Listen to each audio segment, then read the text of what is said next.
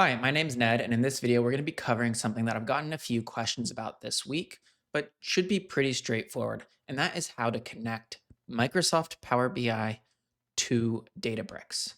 All right, let's jump into the computer and let's get started. But first, if you enjoy quick tips like this, go ahead and hit the subscribe button and give this video a thumbs up. Okay, so you're going to start in Microsoft Databricks. I'm currently using the Databricks free version, but it should be pretty much the same thing no matter what version of Databricks you're using, be it regular Databricks, Azure Databricks, or Databricks running on AWS or GCP. The first thing that we're going to need to do is we're going to need to go down to this compute section.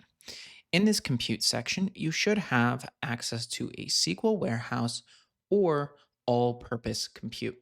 If you don't, it's probably worth following up with whoever is managing your Databricks instance to get them to set that up for you. You're going to, in this case, select your SQL compute, and this one is named Serverless Starter Warehouse. And in here, you're going to click over into connection details.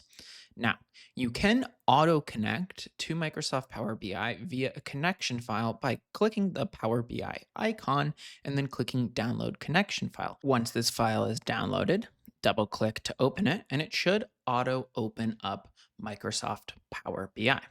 Microsoft Power BI is going to spin and think for just a little bit of time, and then it should prompt you to log in if you don't aren't using the same account in Microsoft Power BI that you're using in Databricks, which I am not. You're going to have a few different options to authenticate. You can either use Databricks client credentials, a personal access token, or OAuth, which is what I'm going to use. I'm going to go ahead and hit sign on in and then sign on in with the email that is connected to my Databricks account. In this case, the little web browser that popped up was already authenticated into that account. I'm then going to go ahead and hit connect, and it should pop open a window with all of my various catalogs that I can then drill into the schemas in those catalogs and then the tables and views that are available within those schemas. So in this case, for example, if I select DIM currency, I then can either load the data directly into the model or transform the data via Power Query.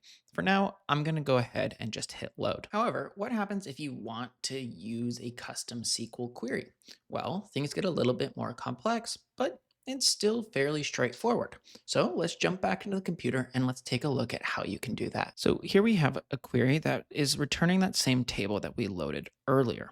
This time, instead of downloading a connection file from Databricks itself and then using that to connect Power BI to Databricks, we're instead going to be directly connecting from Power BI to Databricks, which means that we're going to need some connection details. We'll get started by hitting the Get Data button, then hitting More. In the pop-up window, we're going to search for Databricks, and we'll be presented with two options, Azure Databricks or Databricks itself. Because I'm using Databricks free and not the version of Databricks that's running on the Microsoft cloud, which is the Azure Databricks, I'm going to select just the standard Databricks implementation and then go ahead and hit connect. Okay, I'm now going to need to enter in some settings. So let's go back into Databricks and then let's go back into the compute section. And then in this case, we're going to go back into our SQL warehouse. We're then going to go back once again into connection details, only this time, instead of downloading the connection file, we're going to copy and paste out the data that Databricks needs. So in this case, it's server hostname. So I'm going to go ahead and copy that. And then it's an HTTP path, which we can go ahead and copy right here. We then have a few different advanced options. If we don't populate any of these and we just simply hit OK, we once again will be prompted to drill into a catalog and then select a specific table. However, and I'm just going to quickly pop back into this, if we do start to set some of those advanced options up, we can go ahead and we can enter in a custom SQL query. So really quick, I'm just going to copy this server hostname back over and then this HTTP path right here. And then I'm going to go back to that query that I was showing earlier, which is right here.